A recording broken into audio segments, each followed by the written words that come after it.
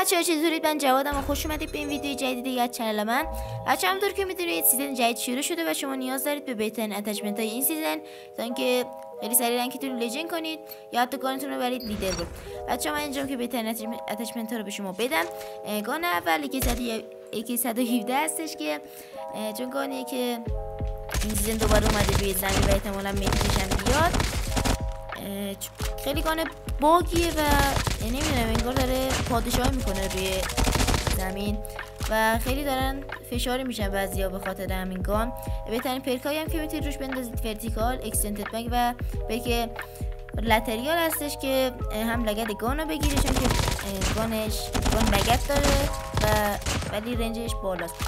برای همین پرکای لانگ رنج نداره ولی لگدگیری پرکایی لازمه و شما دیگه کم هم نمیارید. بریم سراغ اتچمنتش. اینم از اتچمنتش.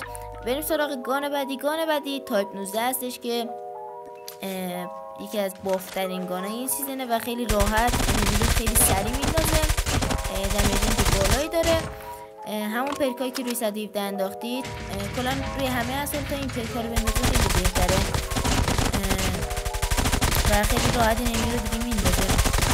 نه دیگه لگد خاصی داره چون خیلی سریع هم وایرتش اشتباه نکنم بالاتر از 117 هستش. دمیجش هم حتی بالاتر از 117 هستش. این هم از اتچمنتش.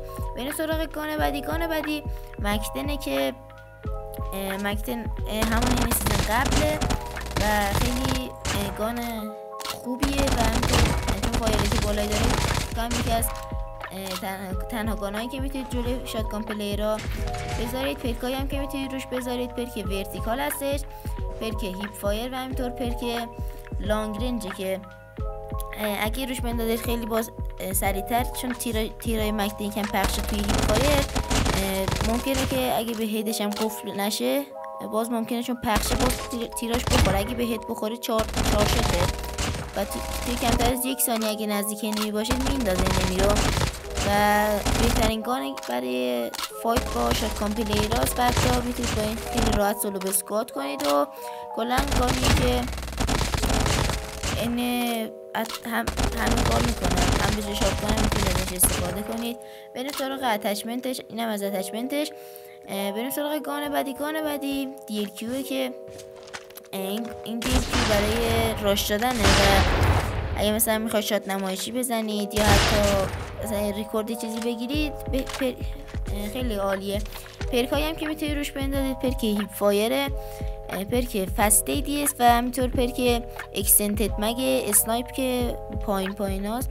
حالا این پرکا رو بندازید چون که حالا اگرم فلش بنگی این دیل اگرم مثلا با اسکوادتون داشتید پلی میداد سولو اسکواد نمیخواستید کنید مثلا میتونید اگه اینمی دمیج شدش دیگه راحت میتونید بزنیدش.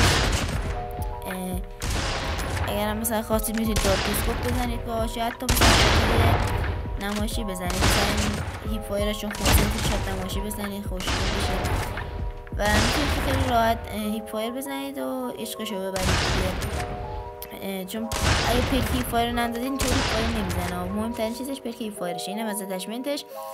بریم سراغ گان بعدی HS که بله بهترین شاتگان بازیه این همیشه. تیراش از کیارم بهتره و تیراش بیشتر از کیارمه و 100% بهتره دمیجش بیشتره و 100% بهتر از کیارمه. ماشاءالله صحبت کردنمونم ریده.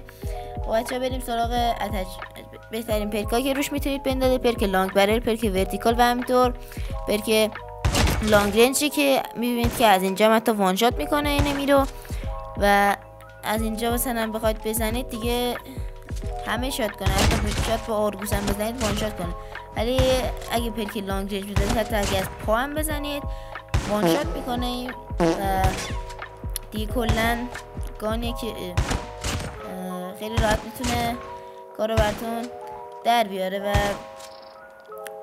در داخل فایت بهترین گانه از نظر من و اینم از اتچمنتش که برای هیپ فایر خیلی خوبه. بریم سراغ گان بعدی CR Max که این سیزن خیلی باف شده و هم داخل مولتی هم داخل بتل میتونید از این اتچمنت استفاده بکنید. بهترین پرکایی هم که روش میتونید بندازید پرک ورتیکال اکستندد مگ و پرک لانگ رنج که 70 تا تیره و خیلی سریع هم پرک خشابتون خالی نمیشه و دمیجش هم که پرک لانگ رنج برده بالا. اینم از اتچمنتش. بریم سراغ گان بعدی. گان بعدی که یارمه که این سیزن چون روی زمینه کوچولو باف شده از نظر